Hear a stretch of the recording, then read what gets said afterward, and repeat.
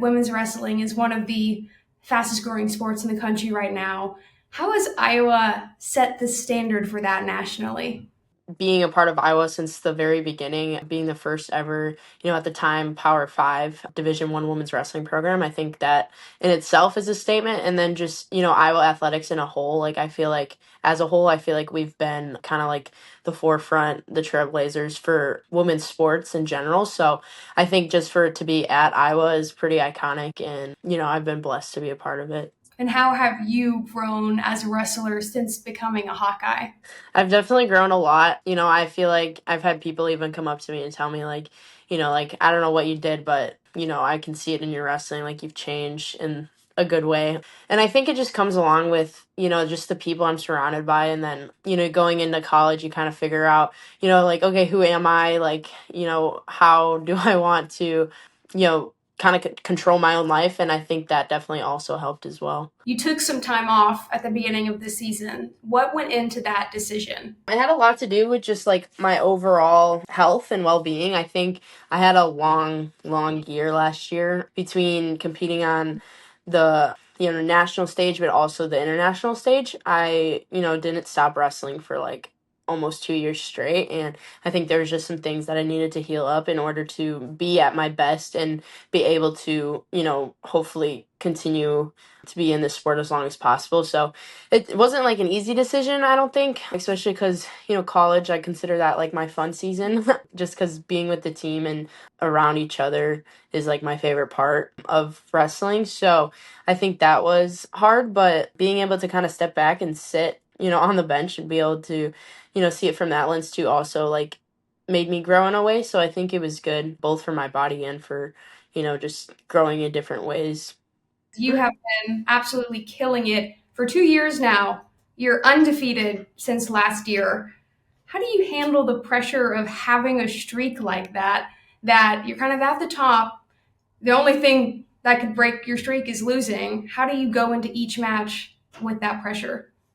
Yeah, I think, it comes no matter what, that pressure, just considering, last season I went the whole season without even being scored on. So I don't have control of everything. But I think, as soon as those thoughts that, oh, if I lose this and that, like start creeping into my mind, I kind of really have to like acknowledge them and then reframe them. Like, no, like you know how to wrestle. You know how to wrestle through every single position. Like you're just gonna go out there, you're gonna do what you know how to do, and the results will take care of themselves. And I think that's the easiest way kind of to take the pressure off myself in that streak, sort of say. And then on the mat, is there a specific style or approach you've been working on sharpening this year? Yeah, so I've been working even in the last couple of tournaments just trying to be a better pinner. I feel like I go out there and I can tech people, but I have a hard time pinning these flexible girls. Like some of them are so flexible that I just have such a hard time doing that. So that's been kind of like my goal, and then also just working on different attacks. I feel like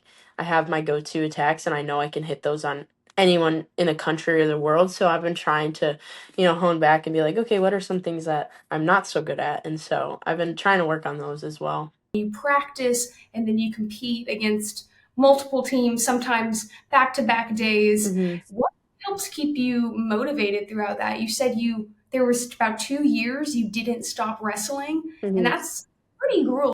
Yeah, it was definitely a lot. I feel like those 2 years were, it was kind of like a way because I had gone to the 2024 Olympic trials and I, lost to someone that I've beaten multiple times. So it was just like, I kind of like, had like a realization like, okay, like that kind of, lit a fire under my butt essentially. And so the 2 years I felt like I was almost trying to like prove myself, but also just like improve in different ways. So just being able to compete on the world stage and then the college stage, they come with different challenges, different pressures. So I felt like it was always, the thing that keeps me going in wrestling is those new things that I get to learn and work on, and, seeing different perspectives from people all over the world or the country. So I think what keeps me going and what keeps it fun is like being able to learn. And the cool thing about wrestling is no matter how good you are, like there's always things that you can get better at. Either in your Iowa circle or in your personal life, is there anyone that has pushed you to help you elevate your performance? Because it feels like it can't get any better, and then it just keeps getting better.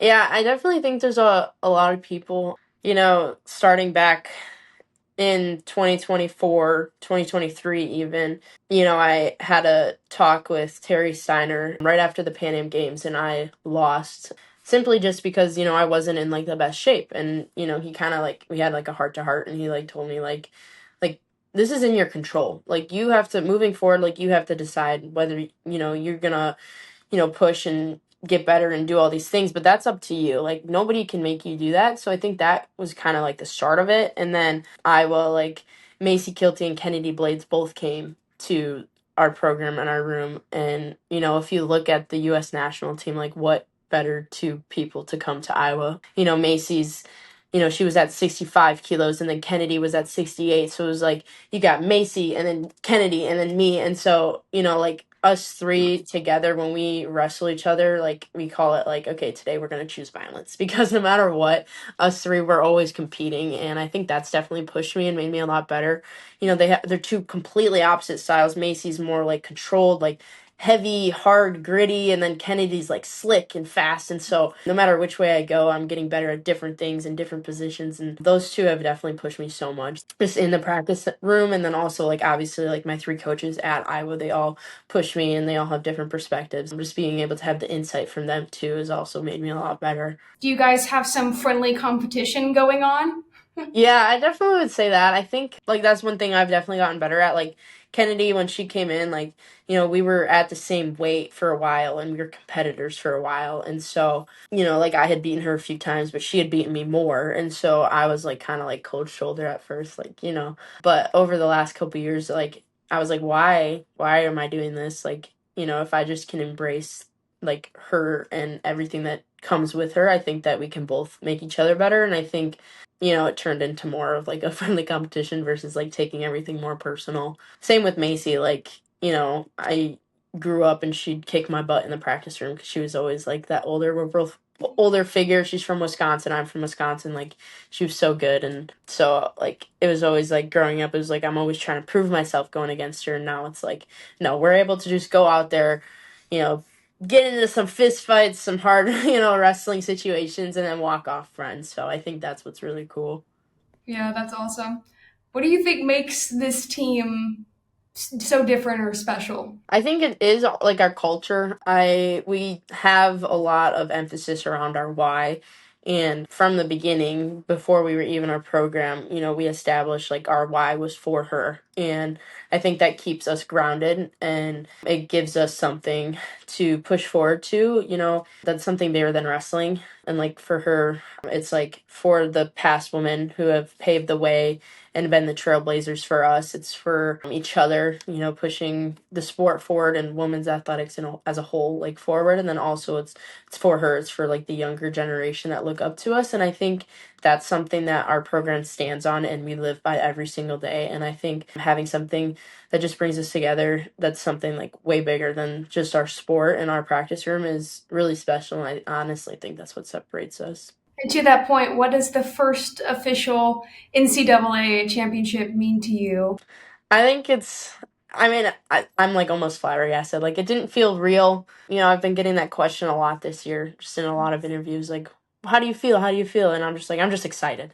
And that still stands, but I don't think it felt real until this past weekend at regionals. We all got NCAA trophies, and me and Kennedy kind of had a moment. We just looked at it and we're like, holy crap, like, this is real. Like, we're part of the NCAA. Like, I could have never, we literally just sat there and we were like, we could have never imagined or dreamed of this day. And so the fact that, we've come so far, like, my junior year of high school, if you would have told me that I was going to be wrestling in an NCAA tournament, I would have told you were crazy, because like, that just didn't, like, it wasn't in the, in the realm. And I think that's just a testimony to women's wrestling as a whole. Like, we've come so far. And I mean, it's just really special to be able to be a part of so many firsts, part of the first Power Five, a part of, the first Iowa team. And now it's like, okay, now I'm a part of the first NCAA regionals. And in 2 weeks, I'm going to be a part of the first NCAA tournament. And that's just so special. What are you looking forward to the most? I think I'm just like really excited to see like how they honestly like decorate the place. Like that sounds silly, but I've gone to a few of the men's NCAA tournaments and it's like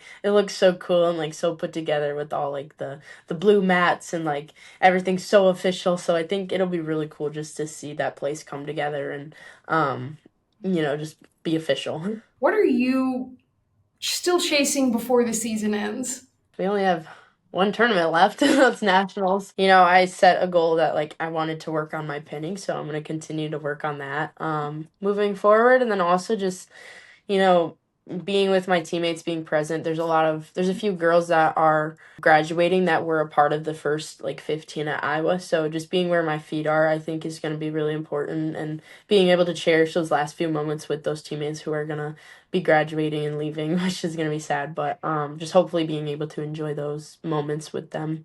Is there any message you have for younger fans watching, you guys being the first generation to set the stones down for younger girls that want to be wrestlers one day? Yeah, I mean, I think it comes down to just not limiting yourself, setting high goals and then also not being afraid to chase after them.